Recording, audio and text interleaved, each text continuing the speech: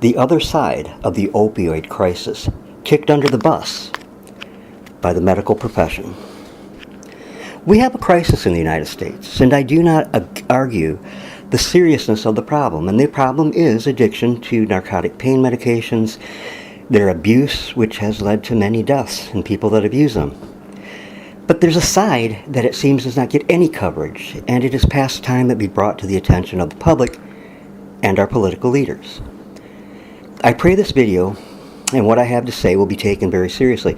It is true, as I have experienced it with my stepson David, a young man of very high intellect that has had his life ruined not by narcotic addiction, but rather a medical community and system that has failed David and many like him. I'm going to ask you in advance to share your personal stories in the comments below.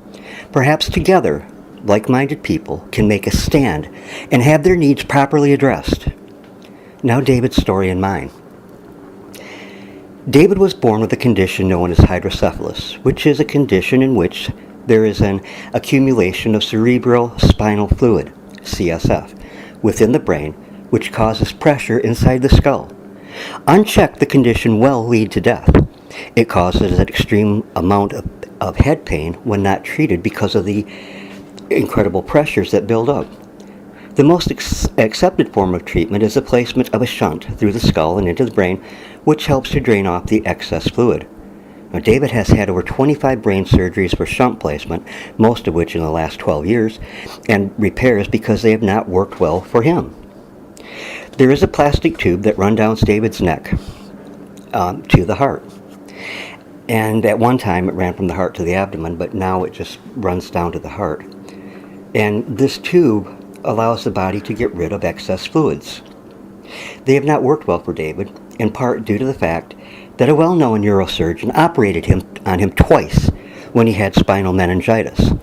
I have since learned that from a number of doctors, that this is indeed the reason for David's continued pain, but none will go on record against a fellow practitioner. Those 25 surgeries to the head are not all. He has also had a shunt placed at the base of his spine, which had to be removed because it made matters worse, and in so doing, David has been plagued with major back problems, increasing the pain that he suffers, which was done by the same doctor who operated on him when he had spinal meningitis.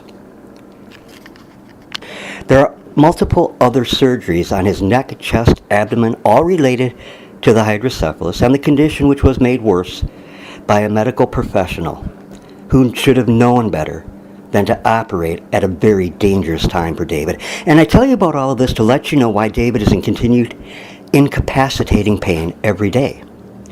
Now, at the point the doctor made the surgery, again when he had the meningitis, David was in the hospital for 4 months and had 9 of those brain surgeries in those 4 months, as well as numerous spinal taps, external vents, and things that seemed to me that David was just being used as a guinea pig for this doctor.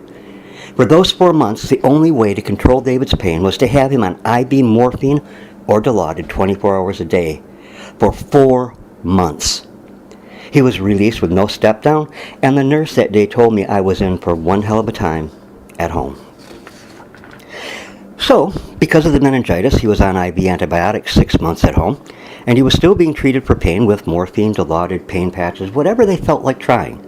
As I said earlier, David is a very, very intelligent young man. He was mathematically tops in his school. He went to a private Baptist school, a pretty big one here in the Saginaw area of Michigan. And during assemblies, I remember the pastor would have David stand up, and he would give David long strings of numbers to calculate in his head, as the pastor did it at the same time with the calculator. And David finished before the pastor and was 100% accurate. When David went into the hospital those 4 months, he was in his junior year. He's never finished school because of the extreme pain he suffers with daily that does not allow concentration. What a horrid shame for someone so intelligent to have his life ruined by pain due to the foolishness of a doctor who is still practicing medicine, and from what I've heard from other people, still inflicting damages on many. I cannot even speak out his name here to warn others, because he's the one protected by law. Well, over the years, there have been many things tried to ease David's pain. he'll never be pain-free. There have only been 2 treatments that have worked for him. Methadone has worked well for his pain, and they had him on very high doses of it to make it work. Not happy with that, another doctor changed him to morphine in very high daily doses, and this worked really well with controlling the pain. It didn't alleviate it, but it controlled it. But we are in a time when people like David are being tossed under the bus by a medical community who are too afraid of what the government will do to them if they treat patients who have been on doses considered high by the government. And that makes me want to vomit, and it should make you feel that way too. David and people like him are paying the price for fools that are out there abusing the medications. I'm sorry, I'm getting a little angry, but I think it's reason to. David's going through yet another medically induced hell right now, as his current medical treatment our treatment team is trying to quickly wean him down to nothing. I'm writing this in June. They have an appointment for David with yet another pain clinic, but they won't see him until January 2018. That means they will have him on 0 pain meds from about mid-August through January, and I cannot even convey to you the hell that David will be going through at that point. But if you're in the situation he is, you already know what I'm talking about.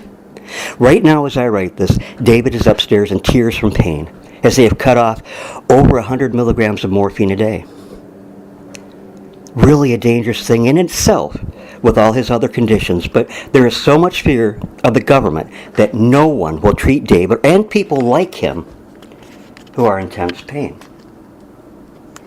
And still, there are people who find a way around it and abuse. You know, this makes me even more enraged. I know a man who gets as much 100 milligram morphine or 30 milligram morphine and methadone from his doctor that he wants per month every month. And you know what he does with it? He sells it on the street. He sells all of it on the street. He doesn't take any of it. He sells the 100 milligram tablets on the street for $30 per pill, and the 30 milligrams for $13 a pill, and he tells me every month he sells out. I've never bought from him. I don't have that kind of money, nor would I engage in that. But the people that are causing the problem eat it up. People such as him that are out there doing that are in effect putting a knife in the back of David and other people like David, and there are a lot of people like you out there, I know, that are like David. Can I bring this down to me for just a moment? And if you're a caregiver in a similar situation, you'll understand what I'm about to relate. I'm 62 years old and have been caring for David by myself since 2005. He's my stepson. No one has ever stepped forward or offered an iota of help from family. I believe God has blessed and given me and David great strength to face daily what must be faced. And despite everything, David has been a blessing from God and continues to be. As a caregiver, I will never, and a stepfather, I will never ever regret going through things like this with David. I have many horror stories I could share, and I will in time. He is a young man who is deserving of any help that can possibly come his way. I'll close for now. Please pray for David and for myself, and let me know, and I will pray for you. But please, please share your experiences with me, because we can become a catalyst for change so that people don't have to suffer, and so that doctors won't have to fear treating a patient with what works. Fear of losing their license over government regulations that have become draconian in regards to the people and their pain management. They need to butt out of such matters and leave them to the health professionals. They are elected to serve us, not to dominate us. Well, God bless you, and thank you for watching. And please, please, I implore you to write in the comments. And if you're afraid to share in the comments, then contact me. I'll put my email address in the information below, and I'll take your circumstances in all seriousness, and I will respond to you. I want to add just a couple real things here real quickly that just came to mind too. There is a bill in the Senate or in the state legislature here in Michigan to make it illegal to prescribe over a certain amount of narcotic medication daily. These legislatures who are sitting there with everything they want in life, maybe not knowing what the hell pain is like, and they dictate to you and I what we have to take care of and control our loved one's pain. I implore you people to contact your representatives. Contact your representatives. Let them know what's going on. Share this video with them. This is one video on my channel that I give complete and full permission for you to copy, distribute, place on your own channel, whatever gets the message out. And there will be updates to this frequently. I want to thank you all very, very much for taking the time to listen. God bless you.